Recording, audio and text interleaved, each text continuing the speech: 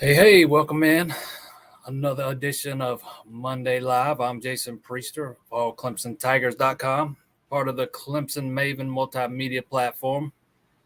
Before we get started, just want to take a quick moment to remind everyone, hit that like button, hit that subscribe button. We very much appreciate it.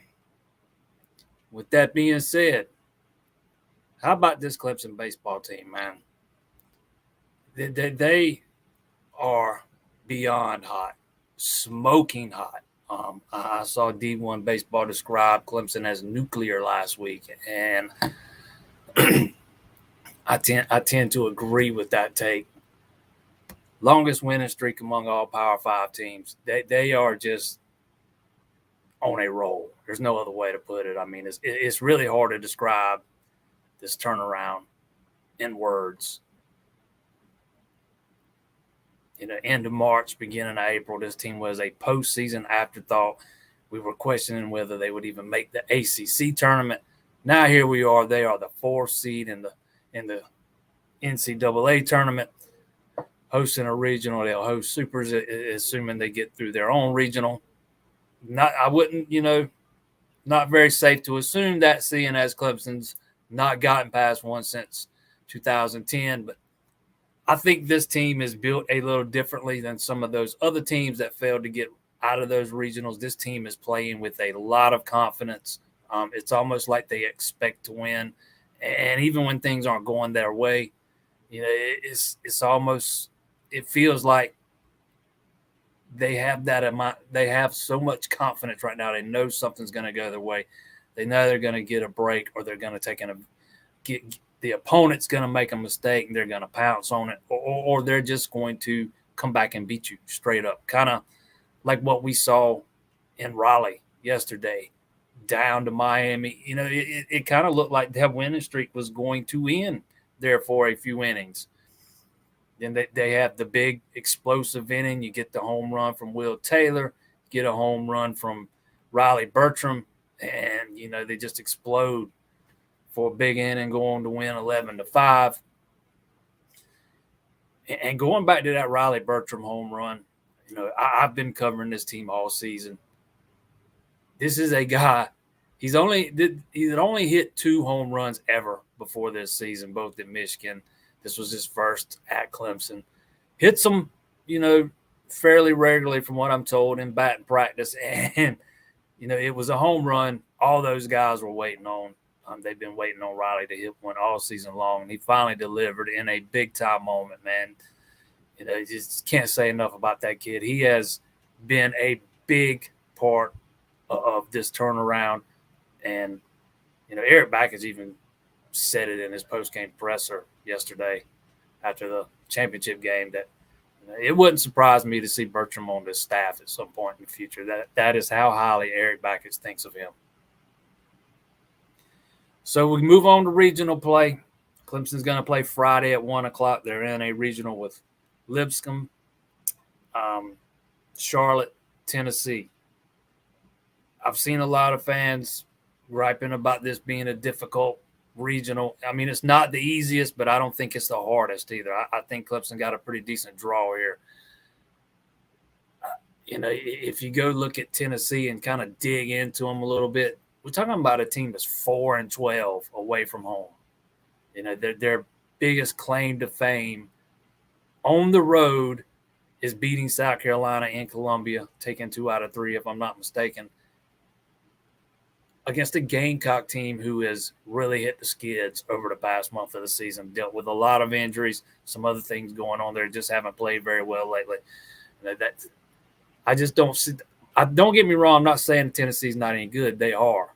It's a very good baseball team. They won 38 games. They went 16-14 in the SEC. That's a good season. I just don't think it's, this. I don't think it's the toughest regional in the country, as I've seen it described by multiple fans today. Not a many, but a few. I don't think it's the toughest regional. I think there are. I think the regional inside in Columbia is probably tougher. I think Coastal probably got a little bit easier of a draw, but this is not a brutal regional by any stretch. Clemson gets to start at 1 p.m. against Lipscomb, a Lipscomb team that 36-24 this season. They are 14-15 on the road. Just taking a glance at their lineup, they've only got 2 guys that are hitting over 300. So that doesn't really scare you. But then you kind of look over here. They've got 99 stolen bases. They're going to get on base. They're going to put pressure on you. They're going to force you to make plays and not make mistakes. So that's what you can expect, an aggressive mentality from that team in that early game Friday. We'll see what Clemson decides to do with their pitching. I tend to lean towards thinking we'll probably see Austin Gordon Friday, Caden Grice Saturday. Wouldn't shock me to see that reversed, but I think either one of those guys are going to give you a great shot to win on either day. Gordon's pitching very well right now, and Grice has just been Grice here down the stretch. He has just been phenomenal. Pitched lights out on that wet mound the other day. Kept slipping a few times there, but he just kept delivering. It has been a few years since we have had regional play in Clemson, 2018. So this is a pretty proud baseball fan base. So I'm kind of anxious to see the atmosphere once we kick things off Friday night. Just got back from Raleigh myself last night. Went up there. God, my days are starting to run together now. But went up there the day of Clemson's first game. Came back home last night. Go right back out on the road tomorrow for baseball. Dabo Swinney's camps Wednesday and Thursday. And then baseball again the weekend, the regionals. So if I seem a little scattered, that's why I'm not very well rested today. How good is Tennessee? I've got Tennessee's schedule pulled up right here. I'm gonna go over it. Once they got into SEC play, let's go. Let's start with SEC play here. They did lose a midweek game, or I think it was a midweek game. Yeah, midweek game to Boston College back in March. But once they got into SEC play, they were swept by Missouri on the road. They took 2 out of 3 from they swept A&M at home. Then they dropped 2 out of 3 to LSU in Baton Rouge. Then they dropped 2 out of 3 to Florida at home. Got swept in Fayetteville by Arkansas. Here's the big one. They went and they did it at home, but they swept Vanderbilt. That is not an easy task. They swept Vanderbilt. That was back at the end of April. Then they swept Mississippi State. Dropped 2 out of 3 to Georgia on the road. Took 2 out of 3 from Kentucky. So we're talking about a team that's kind of been up and down. Took 2 out of 3 from South Carolina there in Columbia. And then went to Hoover, lost to Texas A&M in the play-in games. They didn't even make it into the double elimination round. This is a pretty solid Tennessee team, but I don't think they're the best 2 seed in the tournament. I see somebody asked about their pitching. They got a team ERA of 3.68. Man, that's impressive. They got a team whip of 1.16. They've got 2 starters here, ERA of 4.18 and 4.28. Those are their 2 main starters. They've got a third here that has started 12 games, Xander Sechrist. Got a 2.08 ERA. So their pitching looks pretty solid. I haven't watched a ton of them this year, but anytime you bring a ERA as a staff of 3.68, That's pretty solid. As far as their hitting goes, 1, 2, 3, 4, 5. 5 guys hitting over 300. They bat 290 as a team. Don't steal as many bases as, say, Lipscomb or Clemson does. They got 55 stolen bases, but they have hit 114 home runs. So they are one of those teams that, they heavily rely on the long ball. And I will throw this out there. Austin Gordon is a pitcher that tends to give up home runs. That to me, that's another reason why I lean towards Gordon starting that first game and Grice starting that second game, because Gordon's given up a lot of home runs this year. Albeit a lot of them, especially here over the back half, have been solo shots.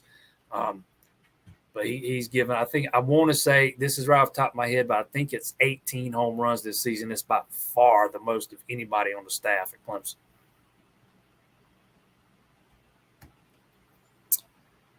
Carson says he's pumped up after yesterday. Still a lot to play for and get over the regionals hump. Yes, Clemson needs to get over that hump. Make no mistake. Again, touched on it a minute ago. They have not gotten out of a regional since 2010, back well before Jack Leggett was let go. So this is a hump Clemson needs to get over. It is something that's plagued them for quite some time. So there are some demons that need to be exercised here. But you got a 16-game winning streak. This team's won 27 of 31. Man, you have got to like this team's chances of getting out of this thing. This is a team, again, that they never quit coming at you.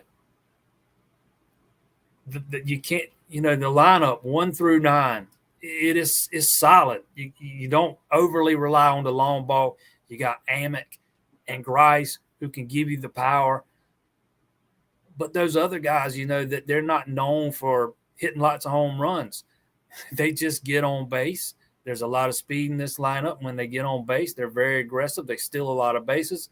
And they just manufacture runs in different ways. And they tend to pounce on opponents when they make a mistake. If an opponent makes a mistake, this Clemson team tends to make them pay for it dearly.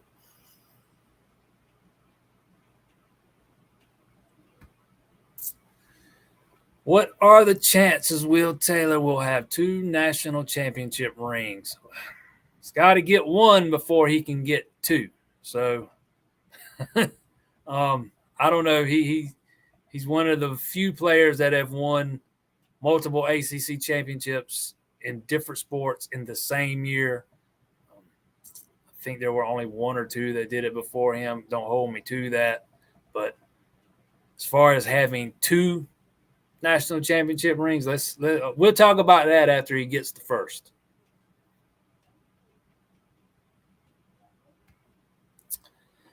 Cameron asked, do I think there's any chance they go back to Dart and then Gordon and have Grice for a possible regional final? I lean towards no.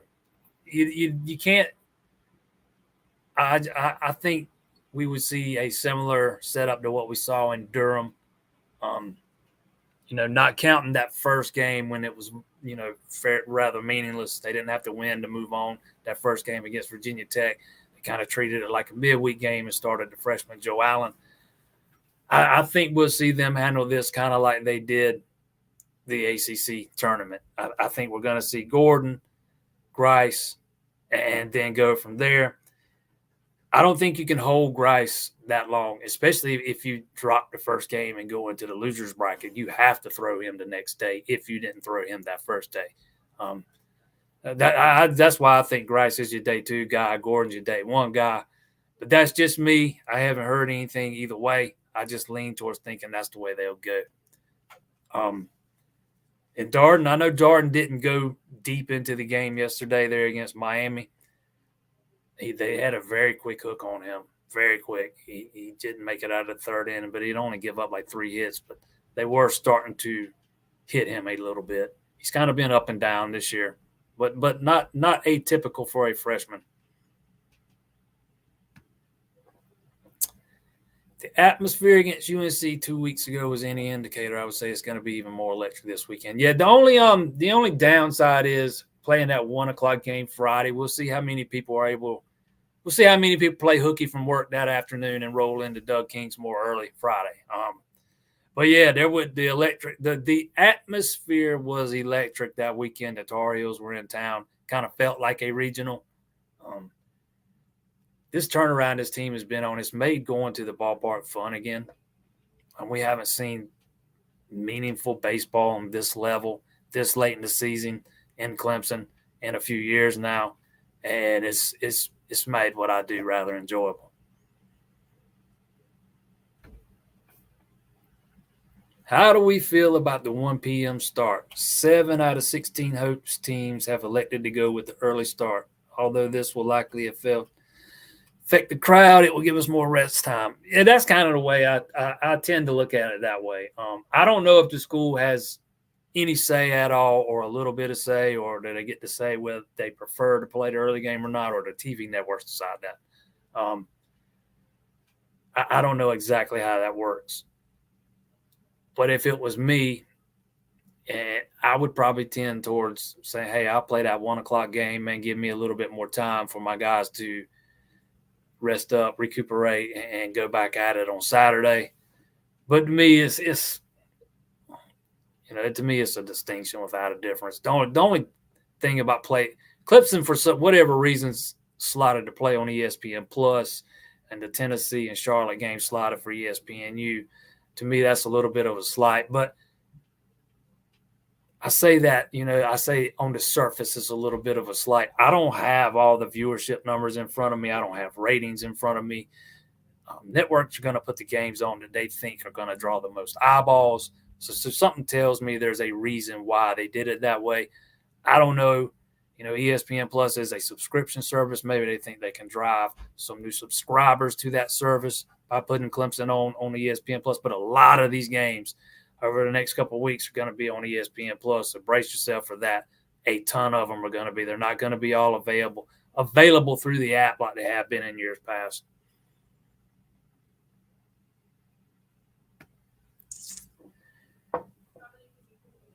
And Cameron says, I could see Gordon Friday, Grice Saturday, and throwing the kitchen sink to win on Sunday. Yeah, I could definitely see Gordon Friday, Grice Saturday. And then you go from there. You gotta get to Sunday. You gotta do what you need to do to get to Sunday, and then you use what you have left. Fortunately for Clemson, their bullpen has been – the further we've gotten into the season, the better it's gotten. When we started out, it didn't look like there was much quality depth out there. Now it looks like there is some quality depth out there. We saw them get through that first game in the tournament against Virginia Tech without having to go to any of their better bullpen pieces. Saved them all for the rest of the week. And those guys performed well for the most part. I think that is a positive sign for this team as they enter regional play. I think, to me, the key is staying out of the loser's bracket. You got to win game one. Stay out of that loser's bracket. You get in that loser's bracket, and that's when you really start to tax those arms.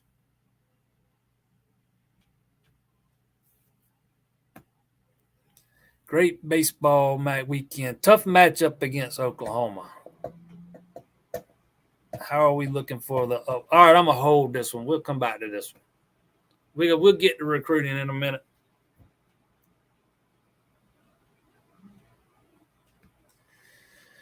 $2010 seems like a long time since we've advanced to the supers. If we don't make it this year with the way we've been playing, I don't know if we ever will again. I'll tell you, it has been a long time. Absolutely. It has been a very long time. When this season started, for me, I have expectations of Clemson playing in the postseason every year, regardless of whether there's a first-year coach, veteran head coach, whatever. I said that before this season, but I also kind of put a but on the end of it with the, first-year head coach, being realistic, maybe they don't make it in the regional play. When this season started, even before the slow start, I'd never really had this team tabbed as a team good enough as getting out of a regional. I thought maybe with some luck and some breaks to go their way, it was possible. but I didn't think it was very realistic. Now I think it'll be a disappointment if they don't make it out. But as far as, never getting out of it again, I would not bet against this coaching staff that's in place right now. Eric Bakich has impressed me since the day he was named head coach. The first time they brought him out there to speak, he knocked it out of the park with the media that day, and he has done so every time since.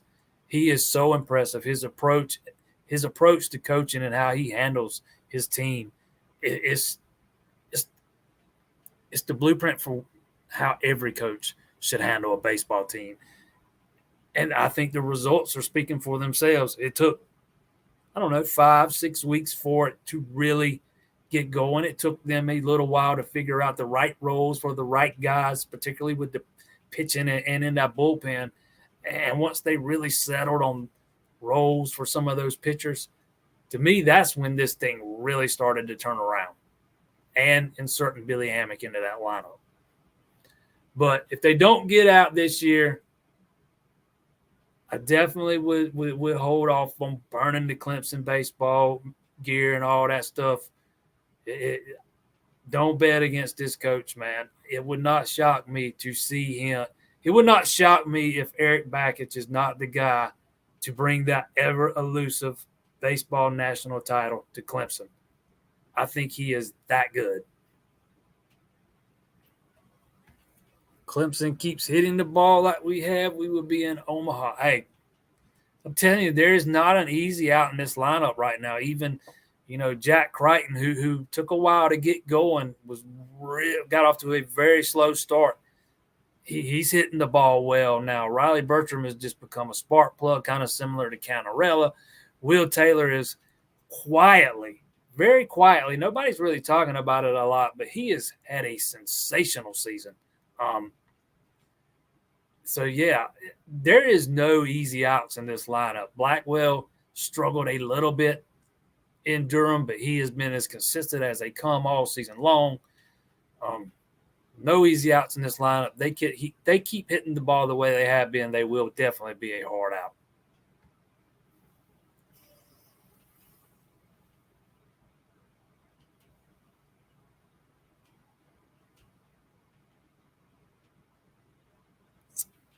Big fan of Bakich and the impact he's had on his team. They seem to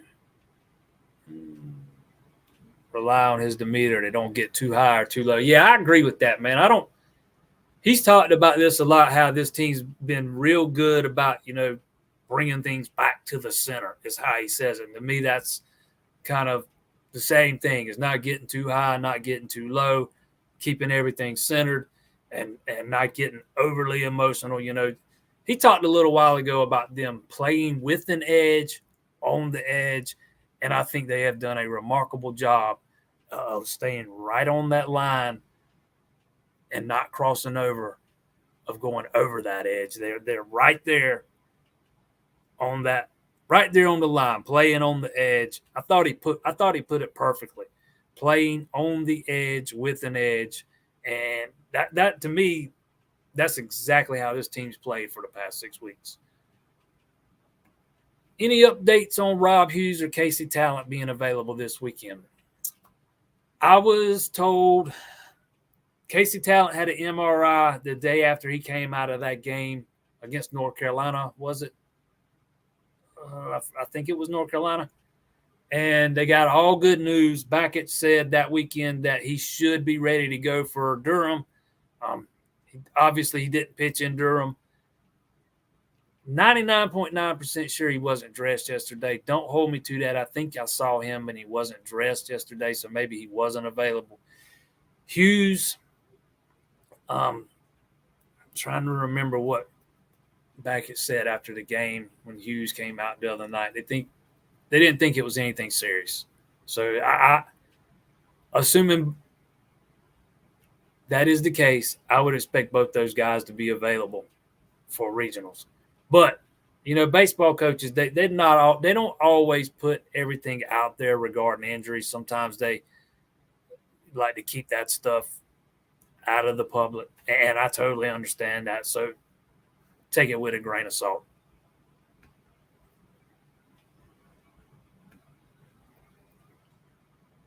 Billy Amick was a nice surprise this year. As much as I love Bakic's approach, I think actually having a pitching coach that knows what he's doing is making a huge difference. Hey, you don't have to sell me on that.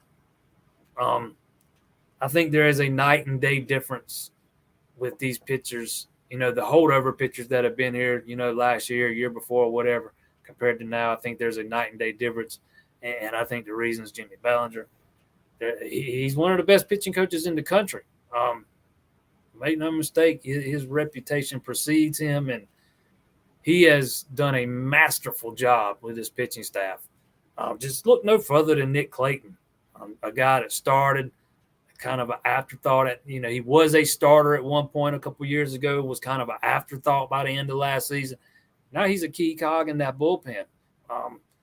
He was, when this thing first started to turn around, he was one of the first guys out a lot of nights. And he's not a guy that just gives you an inning or so. Man, he can go out there and give you 3-4 on nights that you need it.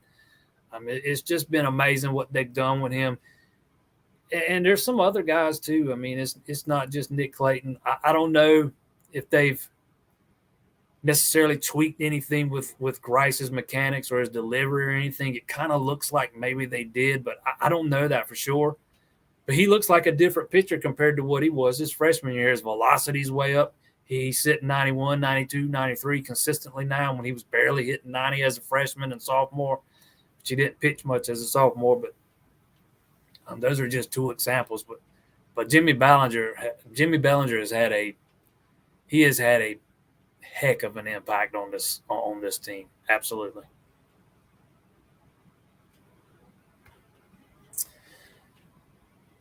Do you know anything about Chad Ferry? I remember him hitting a homer against Georgia Tech, I believe, and that's from last I remember seeing of him.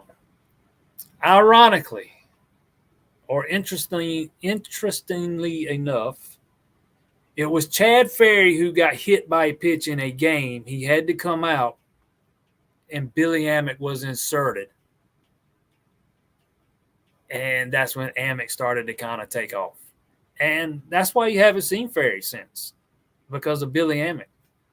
Amick's gone from being kind of the third first baseman behind Grice and Ferry, and now that guy's Ferry behind Amick and Grice. It just is what it is. There's nothing wrong with him. I've seen him plenty of times down in the dugout. It's just a matter of Amick getting hot, and Amick's probably the feel-good story in the ACC this year. He absolutely is, in my opinion. Just kind of came out of nowhere. I think if you listen to Erik Bakich talk, he even surprised them. Bakich should be coach of the year for this turnaround.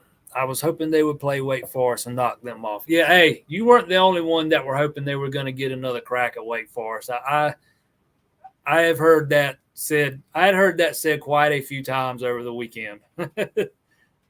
Yeah, and I'm sure some of them players wouldn't have minded having another crack at Wake. But, yeah, you could definitely make a case for Erik Bakich being ACC Coach of the Year, but that went to Walter there at Wake Forest. Hard to argue against that. They're the number one team in the country. He has turned them into a powerhouse. But, yeah, I definitely wouldn't be surprised to see Bakich, pick up an award in the offseason for a national award for what he's done this season in that turnaround. We'll see. He is definitely deserving. I absolutely agree with that.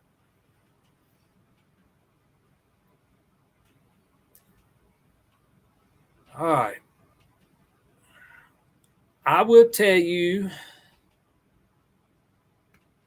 what I have right now. All right, we'll talk. Great baseball weekend, tough matchup against Oklahoma. And how are we looking for the football visits? All right. Top baseball. I'll touch on the softball, and then we'll go to the official visits. Tough.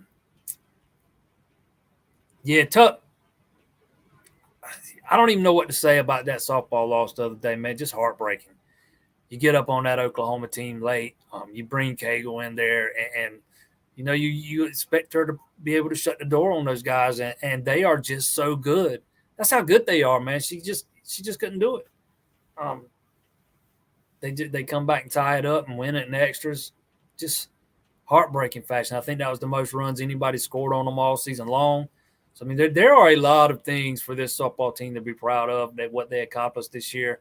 Might take them a little while to see it after they, the way they lost that game. Again, just heartbreaking fashion. But, a lot to build off of, As far as the official visits, we are, I originally didn't think there were going to be as many people on hand that weekend as there were last weekend or last year. There were a little, I can't remember the exact number, just over 30 last year. And we are just under 30 right now. I think 28, 29, 27, 28, 29. Can't remember the exact number. So a few more people coming than I originally thought, which was nothing wrong with that.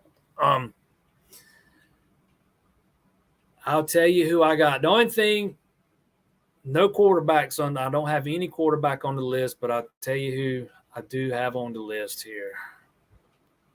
I made sure I had it pulled up because I knew I'd get asked about it tonight. No running backs, no quarterbacks. You got 6 wide receivers: Braylon Staley, Cam Coleman, Mike Matthews, TJ Moore, Alex Taylor, Brian Westcoat. Got 6 offensive linemen: Ronan O'Connell, William Satterwhite, Casey Poe, Fletcher Westfall, Jamison Riggs, Michael and Uini. I think I'm saying that right. 2 defensive ends: Edric Houston, Darian Mayo, linebacker Sammy Brown, and the rest are defensive backs: corners Corian Gibson, Ashton Hampton, then safeties KJ Bolden, Ricardo Jones. That is who I have coming. It's going to be a big weekend. Big weekend. Clemson's obviously not going to land all these guys. You got 6 wide receivers coming in. You're only taking 2 or 3. You got 6 offensive linemen coming in. You're only taking 3. So you're not going to land all these guys. You got 3 corners. Just 2. You got 3 safeties or 2 safeties coming in. You're probably only going to take 1 more. So we'll see what happens. As far as the shades go, don't expect a lot of commitments that weekend. Most of these guys are going to take more visits. They're going to want to see more. They're not going to commit on the spot. Most of them are going to take at least a couple more visits. So if you don't see them starting to roll in on that Sunday, Monday, Tuesday, Wednesday, don't get worried. They're coming. If we get to the end of the month and they haven't started to trickle in, that's when it starts time to worry. If you go back to last year and remember, you got 1 here, 1 there, 1 here, 1 there, and by the end of the month you had 12 or 13. I don't expect that many to come out of this one this year, but I would expect plenty. I think this one is going to be, as similarly successful compared to last year. Just maybe not quite as many commitments. That was a record for the number of commitments in 1 month under Dabo Swinney. I wouldn't expect to break it. Wouldn't shock me if they didn't come close to it.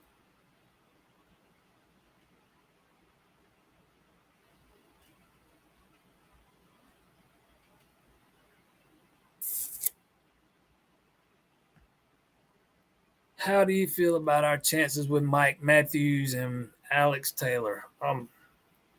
I'll start with Taylor. I've said for months now that I love where Clemson stands with him, and I'm probably a little higher on him than a lot of people are. I know he's not the fastest of guys, but he's an extremely good route runner. He gets in and out of his breaks really quickly, really smoothly. He's got excellent hands, and he's one of those physical guys that can go up and win those 50-50 balls. And I think Clemson's like that kind of guy in recent years. I think they can benefit from having somebody like that. I love where Clemson sits with him right now. If you haven't seen it, I've got an interview up with him. I did with him last week here on the YouTube channel. Probably North Carolina State, North Carolina. Those will be the two biggest, the schools that are the biggest competition for him. Right now, it doesn't look like he's going to announce till July 29th. Give him a month to mull over his decision after finishing up all his visits. But yeah, I like where Clemson stands. Matthews, though, man, he's harder to get a read on. I think Clemson's got a very realistic shot with him. I wouldn't say it was higher than 50-50 right now, though. It's hard to get a good read on some of these guys. Tennessee's absolutely in it with him.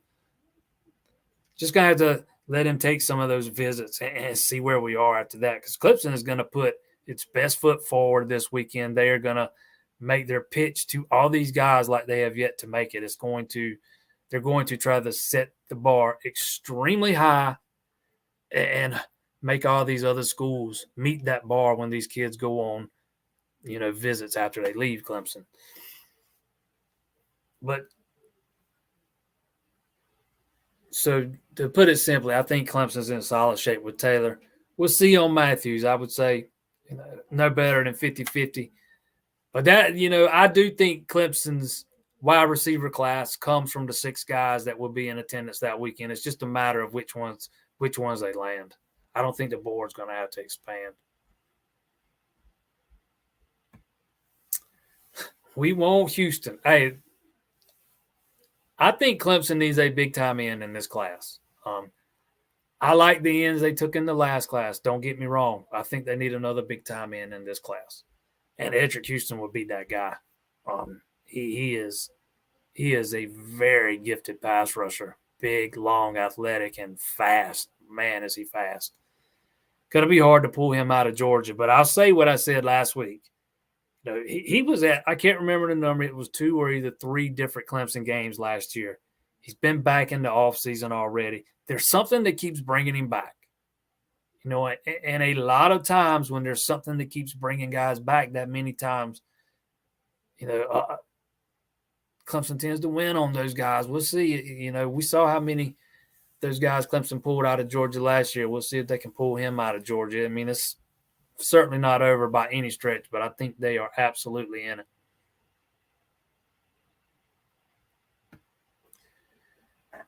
If we miss on Sammy Brown, who would be the next? I don't know. Right now, they are all in on Sammy Brown. They're not going to move on until they miss on him. I don't know who the next target would be just yet.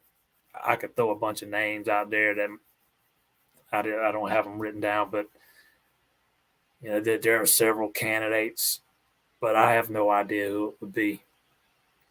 They have a backup plan in place, though. I guarantee you that. They're not giving up on Sammy Brown, though. That's the guy they want.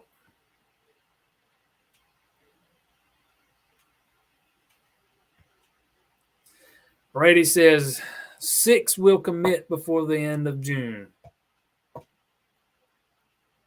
I'm going to go over on that. I'm going to go a little over.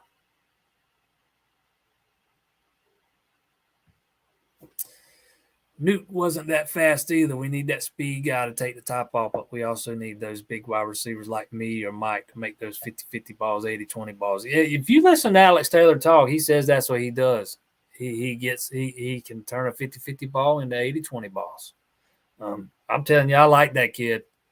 I've had several conversations with him in the last year, and I don't know. I just think he is a great fit with that culture at Clemson. I think he is a very talented receiver. The one thing, I think he gets dinged with fans for is just because he's not as fast as, say Mike Matthews or Cam Coleman or Bryant Wesco. But to me, I don't think you don't have – every receiver on the field doesn't have to have blazing speed. Hunter Renfrow used to beat you with how precise he ran his routes. And I think Alex Taylor can be a guy that runs routes in a way that he can create separation without having to rely on straightaway speed. There are a lot of different ways to create separation, and I think Alex Taylor is more than capable of being a big-time receiver at a Power 5 program.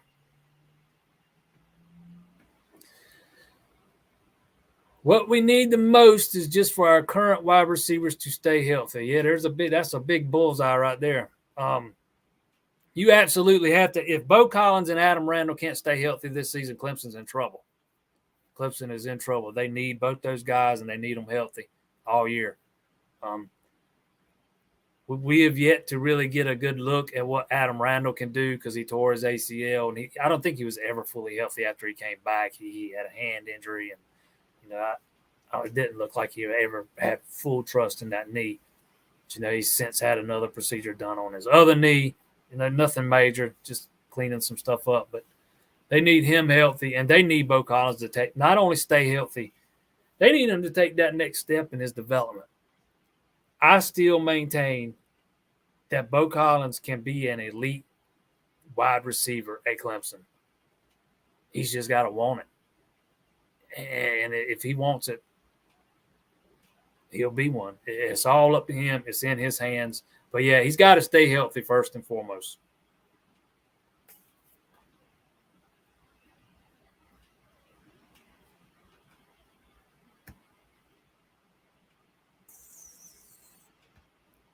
All right. Don't forget, hit that like button, hit that subscribe button. We're going to be up in Clemson all week. I think we're going to have full staff on hand for the regionals this weekend. I'm going to be at Dabo's camps Wednesday, Thursday. I'll have some tidbits to share from there. We'll see if Clemson's next quarterback target rolls through there. Kamari McClellan's coming through, a 3-star guy out of Alabama. People were high on him going into his junior year, kind of had a down season. People kind of not so high on him now. We'll see if he can impress the coaching staff enough to earn an offer. I tend to think probably not, but stranger things have happened. Excuse me. Starting to lean towards thinking Clemson might just wait till next cycle to find a quarterback. Not taking one in this class would absolutely help you land one in the next class. And there are some guys in that next class that I think Clemson can hit on. George McIntyre, Ryan Montgomery. There's 2 or 3 of them. So we'll see what they do. Again, McClellan will be one of the guys that I'm watching. Actually, McIntyre's coming in to work out too, but he's a 2025 guy. He'll probably be one of the first quarterbacks to get an offer next cycle when they start going out later this week.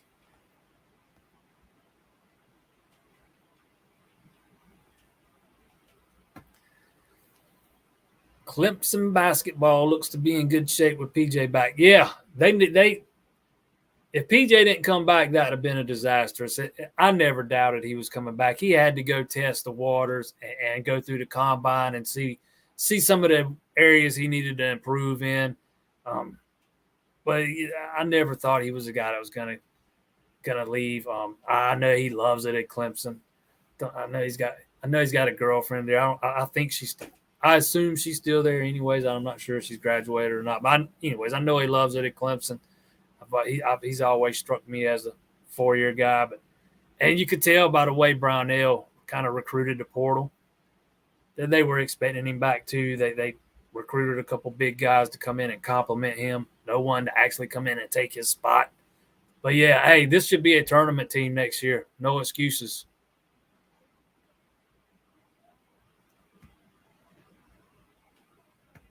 One more time, don't forget, hit that like button, hit that subscribe button. Appreciate y'all tuning in, and we will see y'all next Monday where we will maybe be talking about super regionals. See y'all then.